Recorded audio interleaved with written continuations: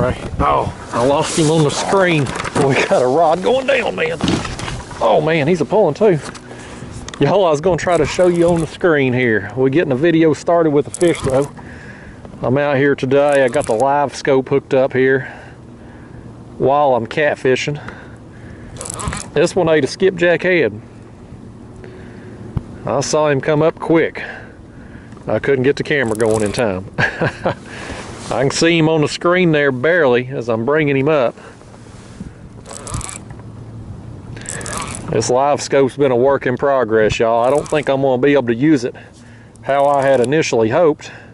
Kind of discussed that in the last catfishing video, how I wanted to use this thing, and that ain't a bad fish. That's a larger dink, smaller fun size. We'll go with smaller fun size than them. He's got a fun size head and a little bit bigger body. Bigger head than body there. He needs to eat a few bites. If I wasn't so dang stingy, I'd give him this bait that's in his mouth, but I'm gonna try to take it back. You know what, fish? Come on in here, why don't you? Come on in here, fishy. Yeah, folks, he come up quick. I just barely seen him on the screen for a second, and he was after that bait. That's what he eat. I mean, that's a pretty large skipjack head there. So let me just drop this. Let's leave him setting a second there.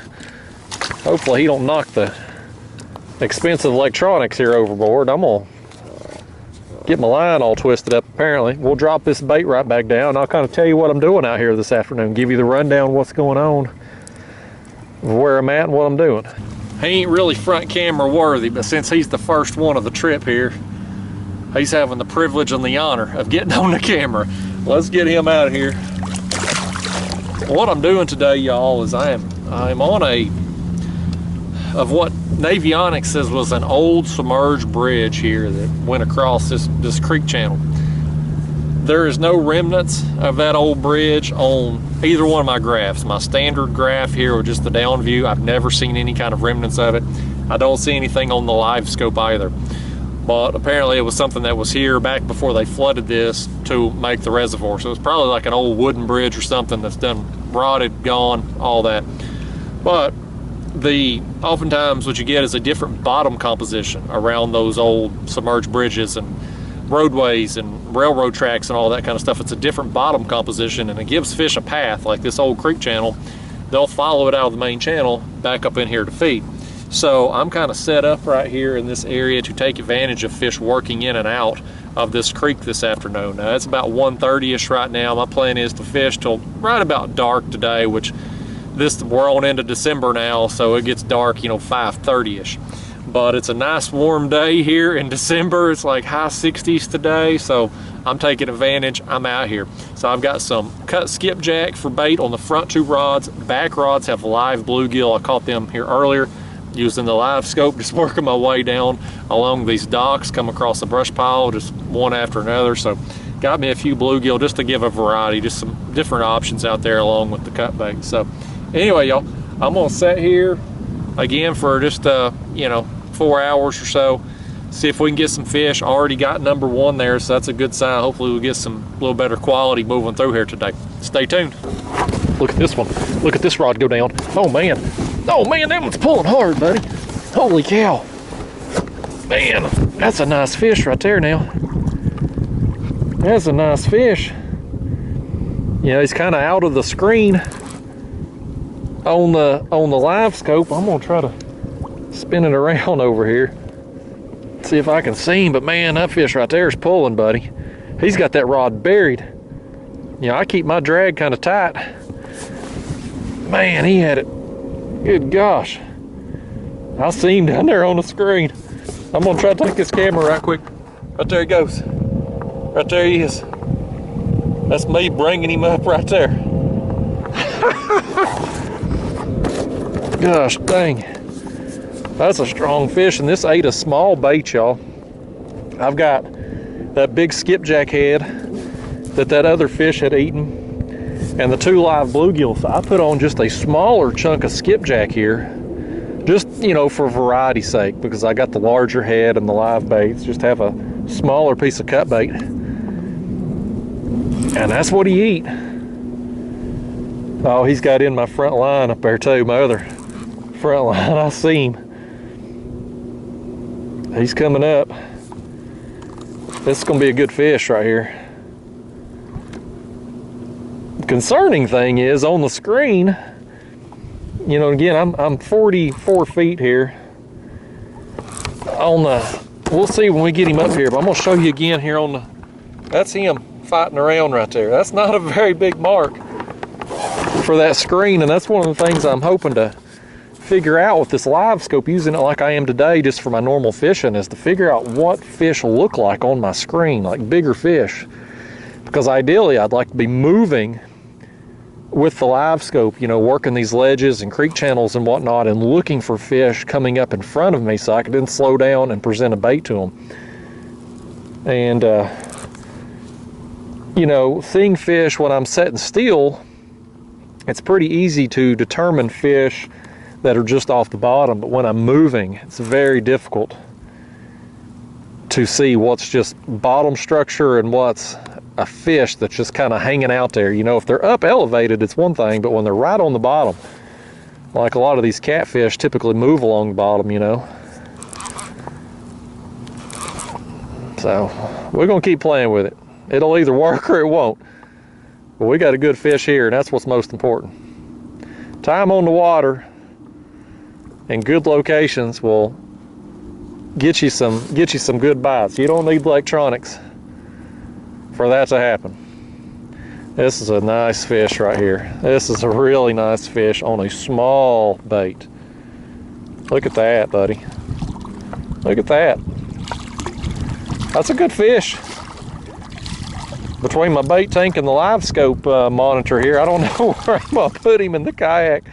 But by gosh, that's a pretty good one. Heck yeah, man. Okay, this is a good fish, buddy. I'm gonna just bring this on in. Oh man. Yeah. Oh man, that's a good fish. I am happy about this one, buddy. I'm gonna show you this bait and I get it out here. It just popped off the hook. That little chunk right there, that's what he eat. Nice, man.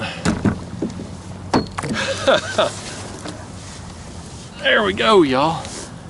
There we go. I love it. Man, that was a dang good fight. I mean, he was just pulling, buddy. Just a battle. Nice, man. Oh, oh, oh, oh. Boy, he's about to knock that electronics right out the kayak, didn't he? Let's get him going here. Get out of here, buddy. Oh, man. I'm pumped up about that fish, y'all.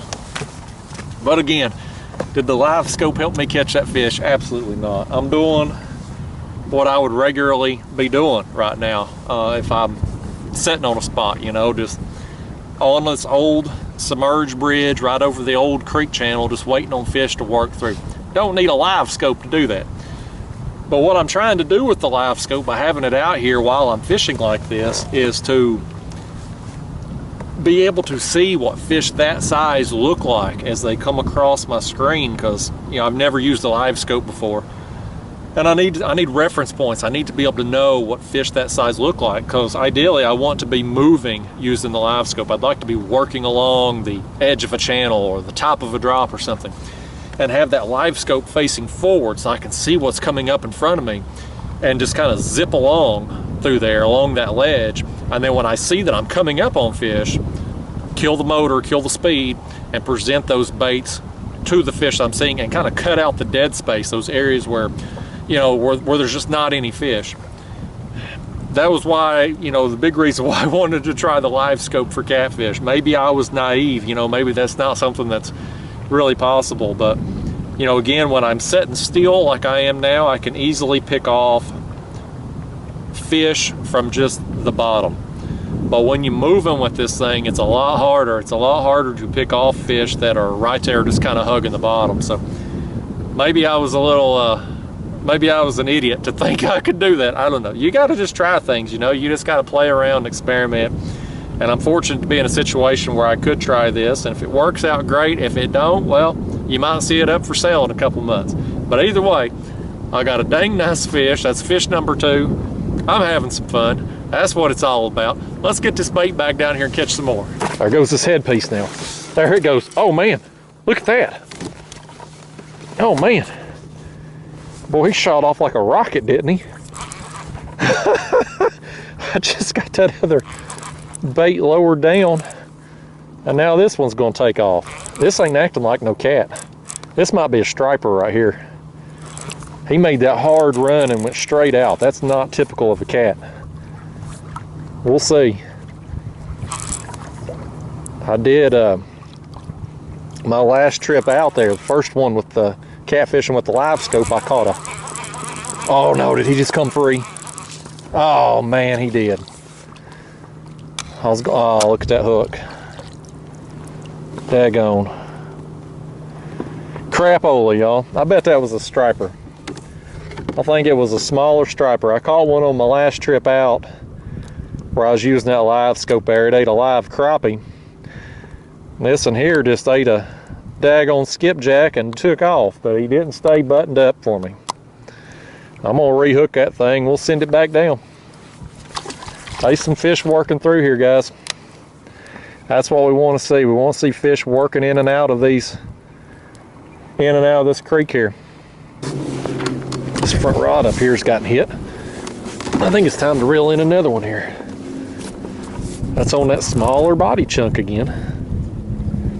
I can tell you already now, this one here, he ain't going to live up to his big brother's size from a little while ago. It's encouraging to get another bite though. Not been too long since I got that other blue and then had what I think was a striper make that run on the headpiece. We got some fish working. This one here, buddy, I want to show you this fish when I get him up here. See, this right here is something I'm really concerned about for live scope purposes, right? So this fish, first off, you know, it's a smaller fish, but aside from that, you can see all up the side of him, all up here to the back, his belly, he's got mud all over him. He's been hunkered down there in the bottom. When fish are like that, I don't think I'm gonna be able to see them on any electronics. And you know, if you come over the top of a fish like that and he's hunkered down on bottom, are they just so inactive that they're not going to eat at that given time, or can you trigger a bite in them somehow if you can see them down there, you know, while they're just really down in the bottom? I mean, that fish right there, you can see he had mud both sides, belly and everything. He's like down in there, you know. I don't know that there's any electronics out there that I'm going to be able to see. I can see fish, you know, on this screen when they come up. Like here's my headpiece and there's that bluegill there behind me. You can see them smaller marks, you know, probably just some, you know, tiny fish right there off the bottom. But so he's coming up there just taking a look at that bait. But you know, when you're using this live scope and you're moving along at 1 mile, 2 miles an hour, I don't think I'm gonna be able to see anything on there and be able to discern the bottom from the fish and whatnot. So I don't know. Like I said, it won't be the first time I look stupid on camera. If all of y'all out there that have live scopes or use them knows that you can't do what I'm on to do with it. But nevertheless, it is pretty cool to see them when they come up and look at my baits on the screen and take off with them and stuff. I didn't see that fish there because this rod's not in view of where I got the transducer pointed. I got it on the headpiece and one of them bluegill there behind me with the direction it's going. But I'm gonna reuse that bait again. That's been a good bait for us. Got that big blue and now that one. We'll see if we can get one more out of it. Then I might think about switching it out after that. You get a bait that's you know, chewed up like that, but still bleeding, still pink, I'm gonna use it again. You know, this rod right here, it stood up. Now my line is swimming out to the side there, kind of at an angle. I don't know if you can see that there. It's about to go down here in a second. He's got it. Let's pick up on him. Yeah, folks, I didn't know if we was gonna get another one or not. I have sat here a good spell now. It's a little after 5 o'clock. I've got maybe 30 minutes of daylight left. I've sat here a while, just nothing going on. We had that little flurry of activity there, got the fish that I got, and then not much happening since, just smaller fish coming up occasionally looking at my baits. I have been amazed at how long they will sit there and just look at the baits, just seeing them on the screen and not even touch them. But getting here closer to dark now, probably be some more fish moving through here, especially from now till 30 minutes to an hour or so after dark. I will be long gone by then. If they wait that long, I'm going to give it a few more minutes, and then I'm going to go check out a brush pile across the channel before I call it a day. Just live scope it and see what's going on there, see if there's any crappie or anything, any other kind of fish on it. That was another one there that ate a small piece of skipjack. I have switched out my baits, I don't know, probably an hour or so ago. Look at that one, he got mud all over him there too. These fish have been hunkered down recently, still have all that mud on them. But yeah, anyway guys, again, it's kind of been a slow afternoon here other than that little flurry of activity there. I got the fish, got that one good fish there out of it, but otherwise just kind of been sitting around just waiting, just watching that screen, just trying to, you know, this isn't how I would ideally want to use the live scope. This live scope's not doing anything for me how I'm fishing today, but I'm just wanting to see how fish react to my baits, see what they do, what direction do they come from,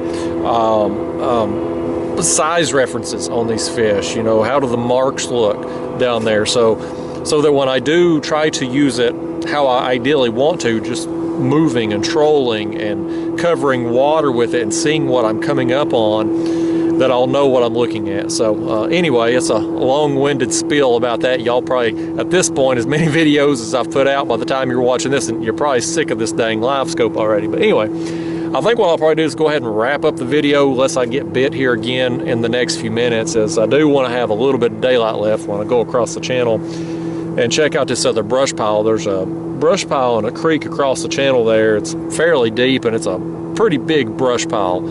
I know it's there because every time I've trolled that creek, I've got hung in a damn thing. I've probably got $10, $15 worth of hooks hung in that dang brush pile. But I'm just curious if there's any crappie on it or any other kind of fish on there. Now that one thing this live scope is really good about is being able to scan these docks and brush piles and see if there's fish there, where they're positioned at on it, and things like that. So anyway guys, hope you enjoyed today's video. You know, if you're new to live scope or curious about it or interested in it, hopefully me learning here and sharing these experiences as I learn with you, hopefully it'll be of some value to you. But anyway, we'll go ahead and wrap up this video unless there's a bonus fish here after the fact in the next few minutes. And if not, well, I'll see you again next time. Thanks for watching.